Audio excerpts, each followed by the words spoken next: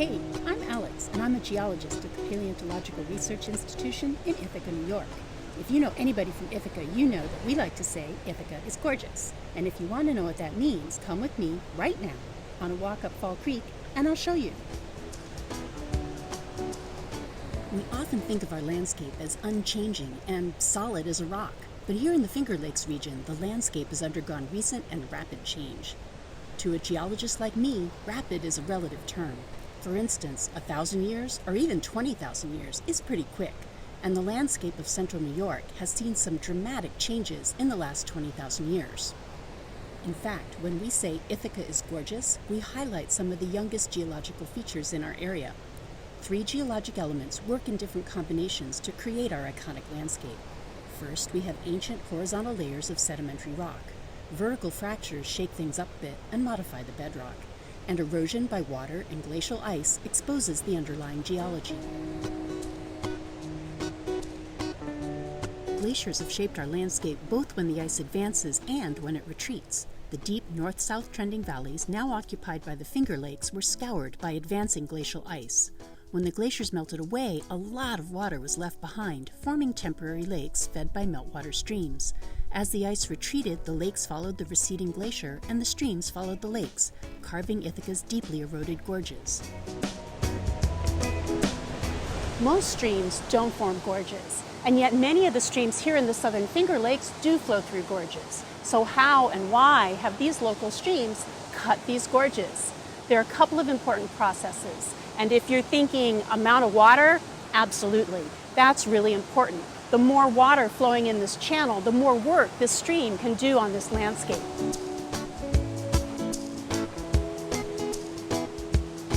The slope is also important.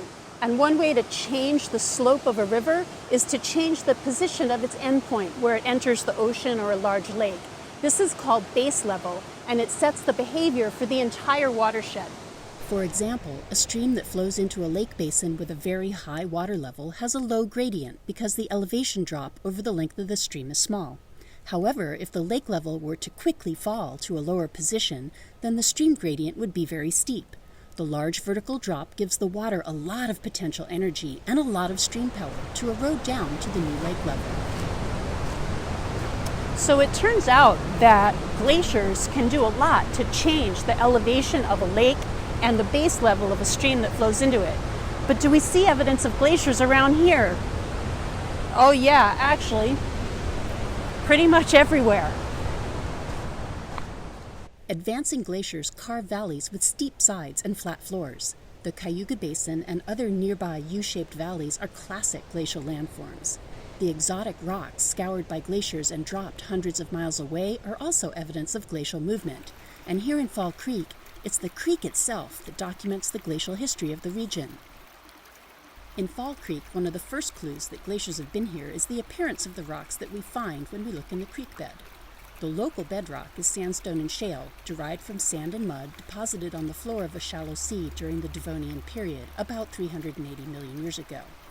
It's flat and layered and dark gray in color, and it carries abundant evidence of its marine origin in the ripple marks formed by the movement of submarine currents and in the fossils of marine organisms that we find. But there are other rocks here that are quite different. They're rounded, lots of different colors. Some have unusual minerals that we don't see in the bedrock, so these rocks are definitely not derived locally. If we were to look farther afield across the northeastern U.S. and southern Canada, we'd find bedrock outcrops that match these unusual rocks. Glacial ice detached fragments and carried them here to the Finger Lakes. Strangers like these are called glacial erratics. And the erratics aren't just in the creek. You can find them all over the landscape in central New York.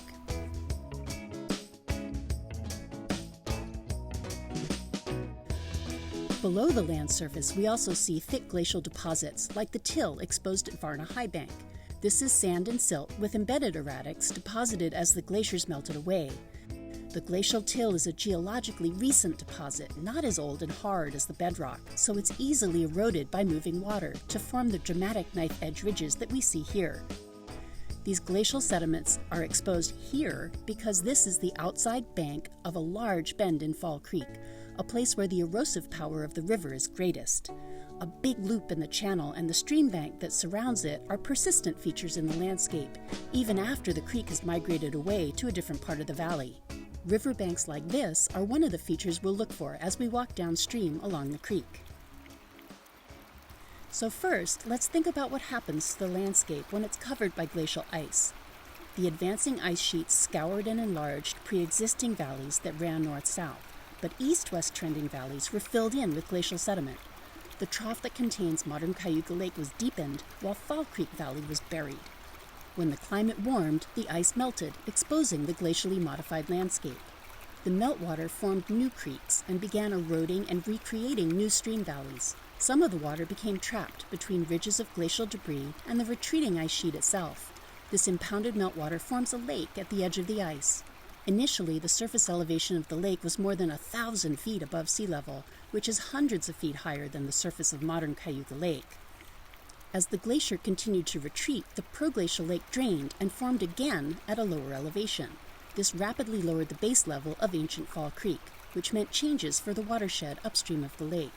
With a steeper slope and more stream power, the creek eroded down faster into the underlying glacial till, leaving behind abandoned terraces and old channels formed when the proglacial lake stood at a higher elevation. This happened repeatedly, and each time the proglacial lake drained, the creek was forced to drop to a lower base level, leaving its old meandering channels behind. When Fall Creek encountered the bedrock underlying the glacial till, erosion of the tough sedimentary rocks became much more difficult. But the Devonian bedrock is cut by numerous vertical fractures, and the creek took advantage of these ancient zones of weakness. Instead of meandering from side to side, as it did higher up in the watershed, the creek now began to follow the fractures downward, cutting a narrow gorge near its base level at the lake.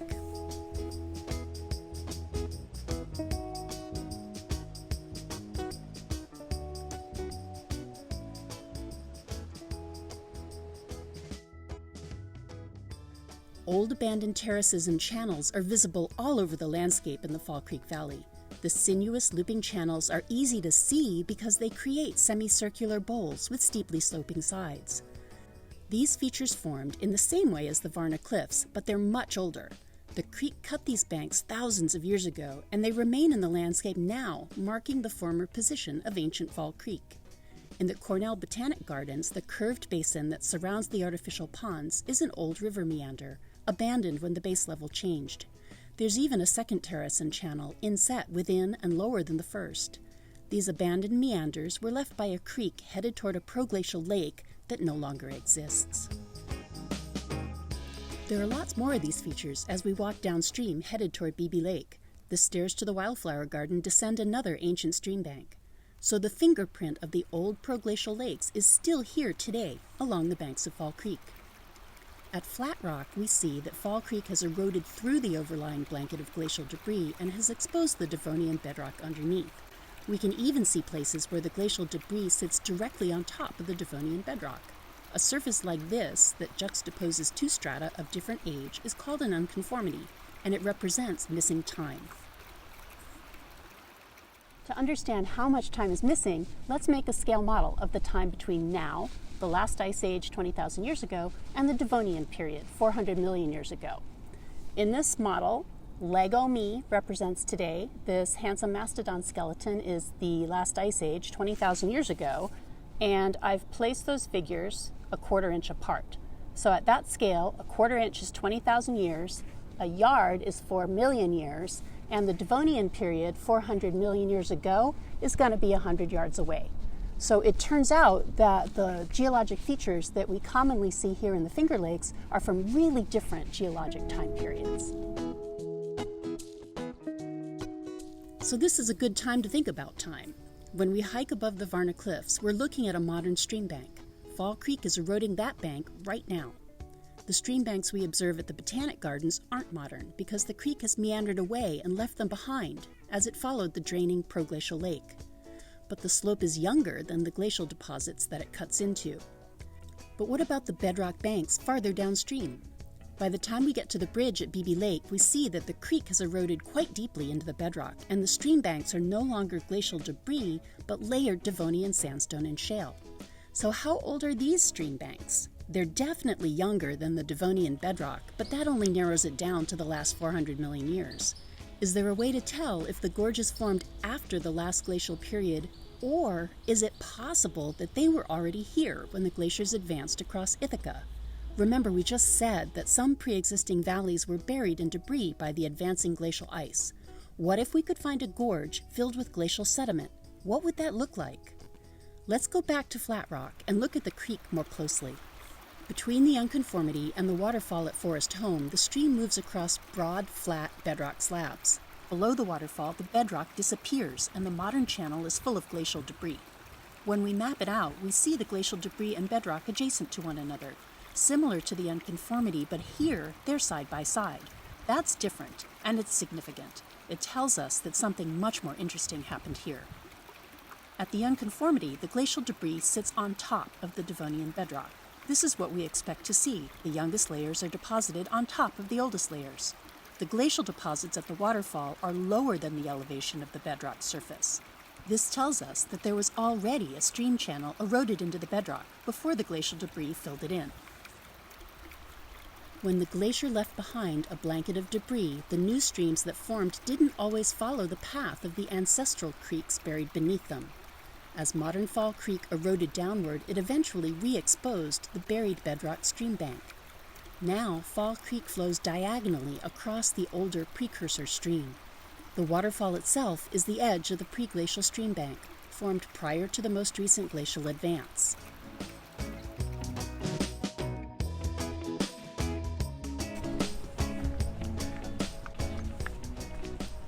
So does this mean that ice has advanced across New York more than once? Yes, although it turns out that each glacial advance tends to erase the evidence of previous glaciations. Here and there, we can see the remains of these older ice advances peeking through. And if we look at long-term global climate data, we see from ice cores and from microfossils in seafloor sediments that there have been many glaciations over the past million years. We can look at those temperature records, for example here at the climate exhibit at the Museum of the Earth in Ithaca. The pink curve is the temperature variation from 800,000 years ago to the present day. We can see that there are multiple glacial and interglacial cycles recorded in these data. And just like the waterfall at Flat Rock, the ledge that holds up the Beebe Lake footbridge is the bank of an older interglacial stream. The narrow channel of Hemlock Gorge is post-glacial, while the broad debris-filled basin occupied by Beebe Lake is part of the older interglacial gorge. So if we know what to look for, we can see that our landscape actually preserves a record of 2 glacial and interglacial cycles.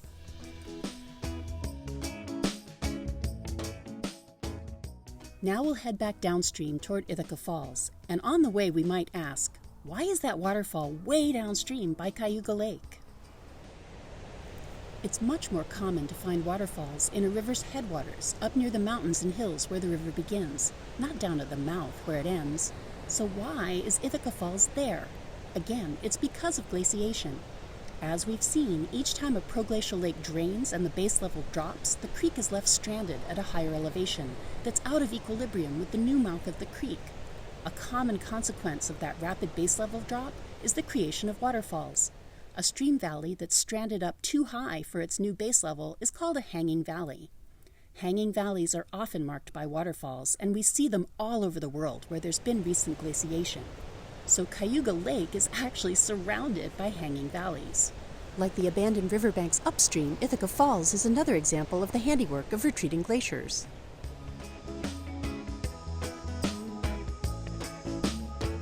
So there are all kinds of things to see once you know what the shape of the landscape is telling you. For one, this is a really young landscape that's incredibly dynamic. And it's that dynamic landscape that makes Ithaca gorgeous.